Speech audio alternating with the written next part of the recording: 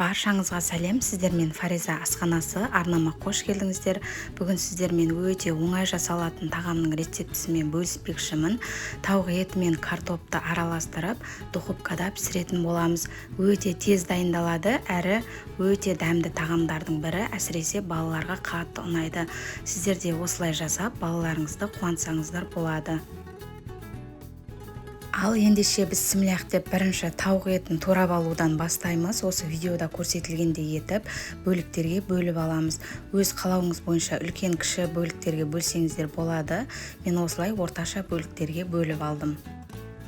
Достар, егер де осындай қазақша контенттің дамуына өз үлесіңізді қосыңыз келсе, осы видеоның астында подписаться деген кнопканы басып, менің арнама тіркеліп, лайк басып, және де қоңырауша белгісін басып қоятын болсаңыздар, менің жаңадан салған видеоларым бірінші болып сіздерге түсіп отыратын болады.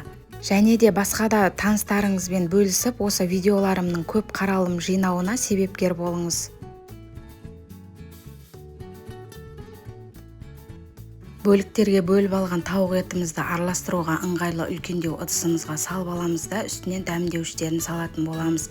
Менде паприка, кориандр, қарабұрыш және тұзды саламыз. Оның үстінен бір тісше сарымсағымызды үткіштен өткізіп салып аламыз.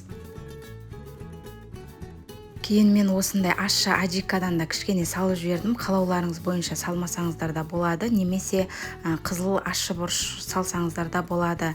Кейін үлкен қасықпен 2 қасық майонез салып, барлығын жақсылап араластырамыз.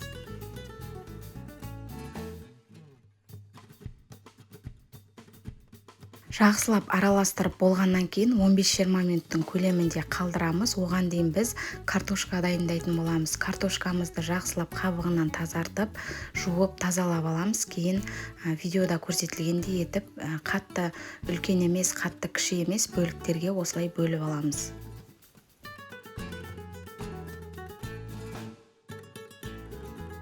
Картоптарымызды кесіп дайындап алғаннан кейін бірден жаңағы тауық етіміздің үстіне салып, барлығын жақсылап бірге араластырамыз. Енді осы дайындап алған картошкамыз бен тауық етін бірден пісіретін ыдысымызға салып, әдемілеп жайғастырып аламыз да 200 градус қызып тұрған пеште 30-40 минуттың көлемінде сарғайғанша пісіріп аламыз. Мінеки біздің өте тез дайындалатын тағамымыз көріп тұрғандарыңыздай өте әдемі сап-сары болып пісіп шықты. Енді осы дайын болған тағамымызды әдемі ыдыстарыңызға салып, дастархандарыңызға ұсына берсеңіздер болады. Үлкенге, кішіге бәріне бірдей ұнайтын тағам. Сондықтан да осы рецепт бойынша жасап, тезде жасап тұруға кеңес беремін. Әсіресе балаларға қатты ұнайды.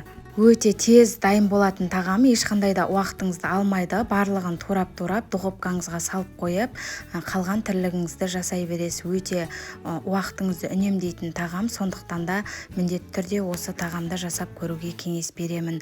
Сіздермен болған Фариза. Егер де менің видео рецептім ұнаған болса, лайк басып, басқа да достарыңызбен бөлісіп қоюды ұмытпаңыз.